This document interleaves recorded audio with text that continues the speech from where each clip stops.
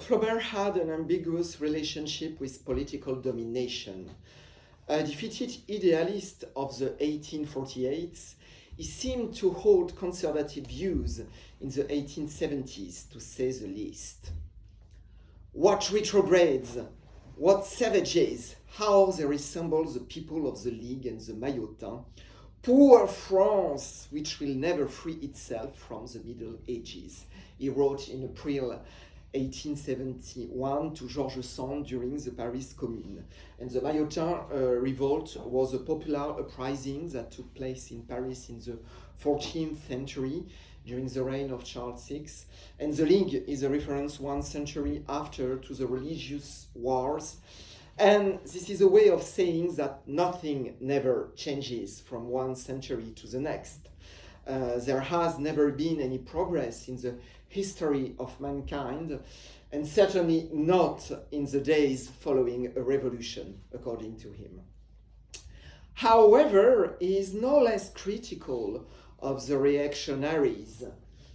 And the little reaction we are going to get after that, how the good ecclesiastics will blossom again.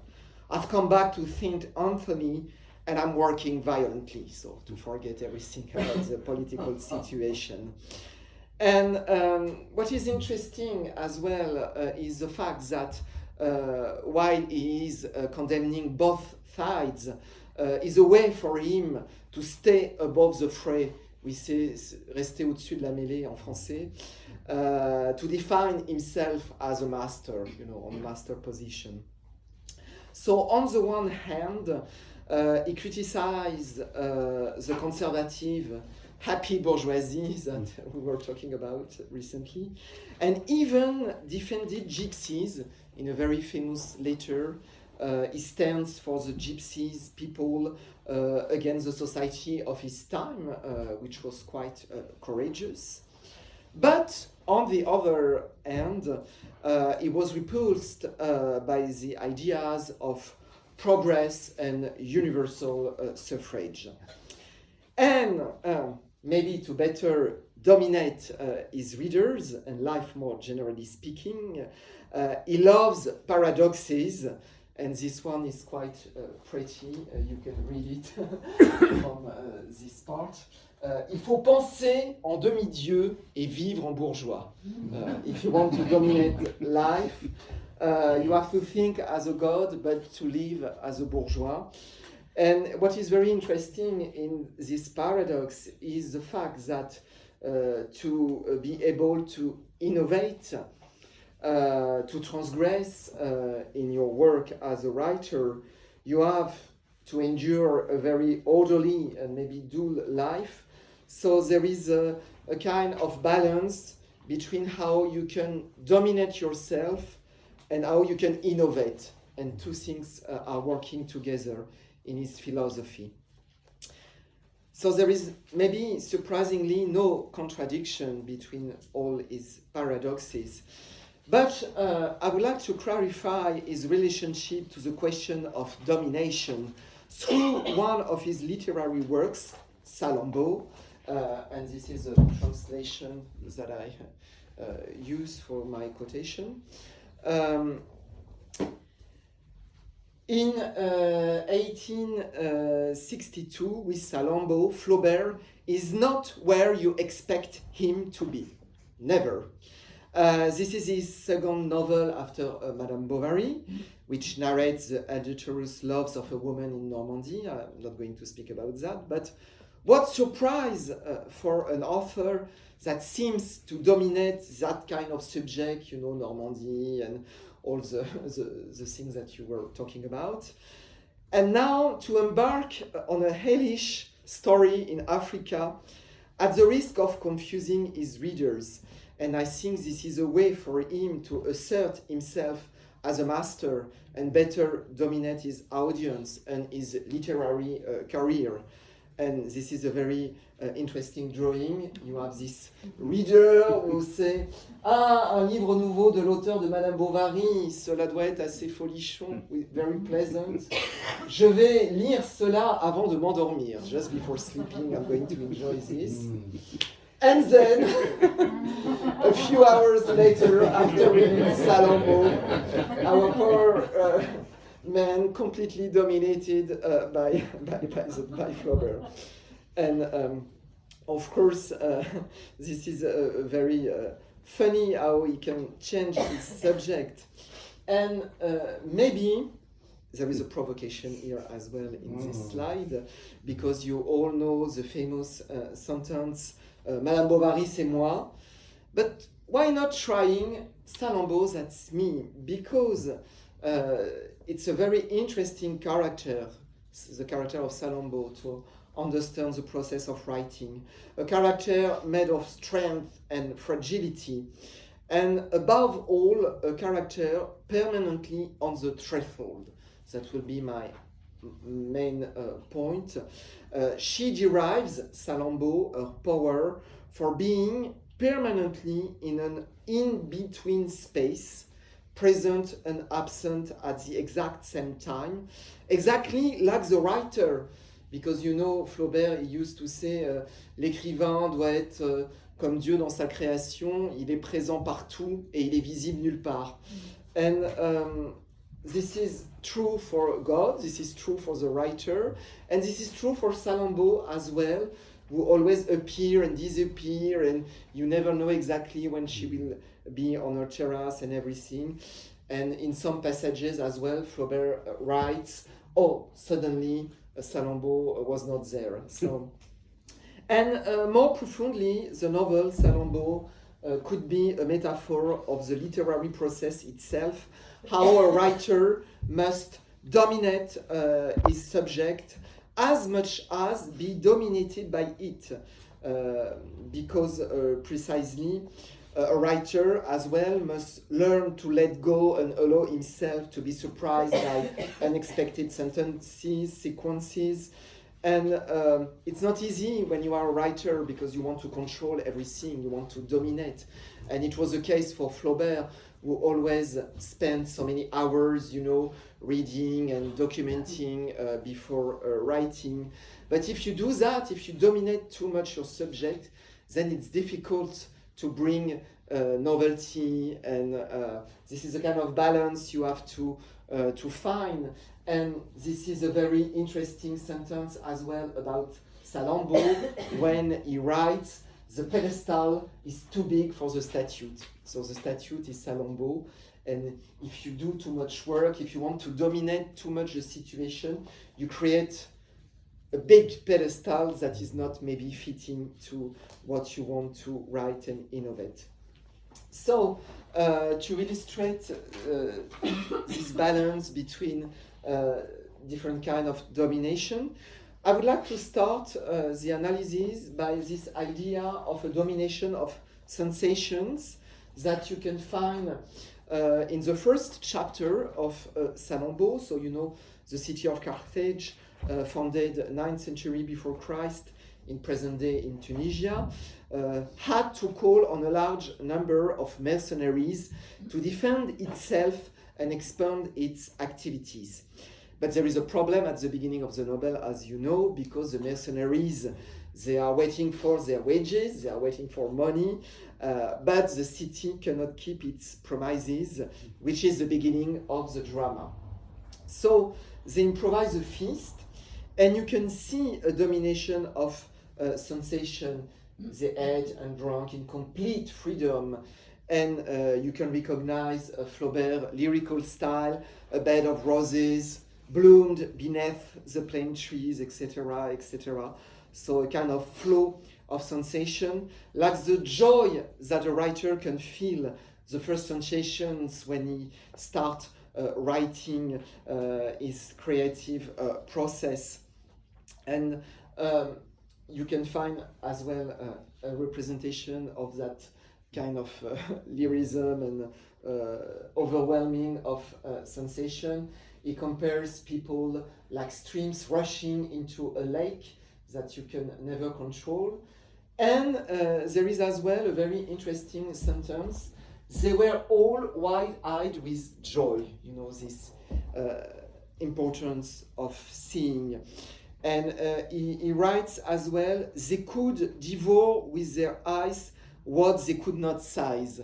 So this idea that you enjoy through seeing things. And this is as well an allusion to Flaubert, later to Louis Bouillet when he was in Egypt. He said, a writer must be all eye. Je veux me faire tout œil. To learn, il faut être œil tout bonnement. And it is true that as well it's a kind of balance to dominate all these sensations, the flow of sensations that cannot be controlled and which constitutes the ardent heart of his chapter is a metaphor for the writer who is totally overwhelmed by his subject when he begins to tackle the writing, and we must go through an overflow of the senses in order not to write a dry and disembodied text. And so this is, of course, a very challenging task, and to be able to succeed, you have maybe to place yourself on a particular space, that is to say the threshold, a paradoxical place of domination, the threshold. So a threshold takes you from one place into another, and when you are about to start something new, you're also on a threshold. A threshold is a point of departure or transition, a level point or value above which something is true or will take place, and below which it is not or will not be. And what is interesting is the fact that Salammbô, to dominate the novel, is always on a threshold, motionless, with head bowed. She looked at the soldiers, and she appears always on a threshold. He writes, all of a sudden lights appeared on the topmost terrace of the palace. The middle door opened, and a woman, Hamilcar's daughter herself, dressed in black, appeared on the threshold. She is remote and quite inaccessible. And I think there is here an important idea, the fact that for Flaubert, to dominate is to be uncatchable. Dominer, c'est être insaisissable. And of course, this is the case of Salammbô. And because she flourishes in her intermediary place, because she is on this threshold, she can become a kind of writer, because she is in an intermediary space. She can be in one place and another, and she can identify with many things. So you can see, to the Greeks, she spoke Greek. Then she turned to the Ligurian, the Comenians, the Negroes, and as each one heard her, this voice brought back the sweetness of his homeland. So how, through this position of threshold, she can become a writer and be able to speak to everyone from his terrace. And Salammbô, from this position, reject any kind of domination. Even the domination of Sha'abarim, who is in the novel the faithful eunuch, who take care of her. And at one moment, Flaubert writes, she could not live without the relief of his presence, but she rebelled inwardly against this domination. And what is interesting here with this eunuch is the fact that he was broken as the threshold of his own life, at the beginning of his life, to become a eunuch. And a very interesting sentence as well, I think, to understand this literary process. But in the arid desert of his life, so we are speaking about the eunuch, Salammbô was like a flower growing from a crack in a tomb. So it's very interesting. In the novel, there are a lot of crack or empty space or branch, and you have to go into it to try to find a way out or an exist.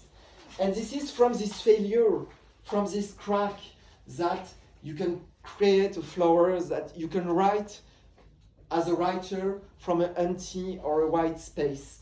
And I think that sentence is a kind of a good sum up of what Flaubert did with Salammbô. And you can see a famous representation of Salammbô like a flower on the threshold as an illustration. But to conclude, I would like to say that being on the threshold is not enough. At one moment, you have to cross the threshold, and this is maybe the secret of DomiNation in Flaubert's life and in Flaubert writing.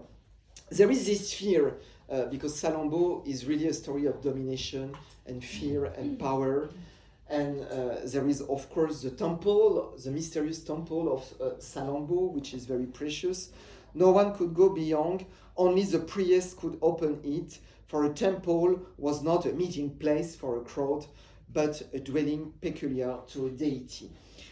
So there is this fear, and to be able to do something at one moment, you will have to cross the forbidden temple, and what Matho will try to do. And at one moment, with his accomplice, Flaubert writes, but they discovered a breach in the massive wall and they went through. So cracks cut into the wall, let a narrow, it's always a narrow escape, beams of light. They went forward to this uncertain rays, given to a narrow passage, etc., etc. So they can get, they can reach Salammbô and their goal, their ultimate goal. And sometimes you have to overcome your own fear, and you realize that it can be easy. He recognized the red door with the black cross. His heart beat faster still. He would have liked to run away. He pushed the door, it opened. So sometimes the fear is not, it's not right. It's a wrong fear, and you have to go more stronger than this fear to achieve your goal. And to be the master of the threshold and to create space within space so you can dominate the situation is as well a characteristic of men of power, and more precisely in the novel of Amilcar. Amilcar just have to clap his hands, and so it creates another space between the space where he can hide and escape a bad situation. And there is as well a murderous threshold in the novel for the sacrifice to Moloch. It's another apprehension of the theme of the threshold, when a terrifying one when you throw the children to sacrifice them to the god. But Amilcar can escape as well this situation for his own child. Because Amilcar was quite sure that no one could take his son away from him. It was an impenetrable place, communicating with the shore by a tunnel, known only to him, and as he looked all around, he took it a great draught of air. So the creation of a threshold is a way to dominate any kind of situation and being a master of your own creation. So I would like to show you, to conclude, the place, the threshold place, the Flaubert office in Croisset, where everything started. And from an ethical as well as political point of view, the only acceptable form of domination for Flaubert is that of literary mastery. And you can see here in his office in Croisset, from which he hopes to dominate his subject. But all of this is not obvious. The act of writing is always challenging. You have to deal with your own imagination, crazy dreams, and then give everything an order. But on the other side is if everything is already given and immutable, there is no room for creativity. Creating a fertile literary space of turbulence, change, is a permanent challenge. And for that, you have to give birth to a threshold to be connected with yourself and with the other. And maybe one of the vigilant guardian of the threshold is this Buddha. The Buddha is part of our collection at the Flaubert Museum, and Flaubert was always writing in front of his Buddha. So I think that this Buddha as well was very inspiring for him to find a space of passage, to dominate his own fear and his own bad impulse sometimes as a writer, to find an inner peace, to be inspired, to be creative, to find his own authenticity, novelty, inspiration, even if sometimes to find this inspiration and this authenticity, this means burn your own literary temple, what Flaubert was always happy to do anyway.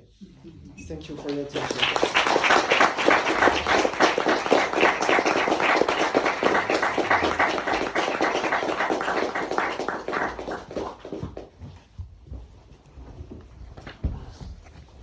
Jean-Baptiste, thank you very much indeed for a detailed analysis of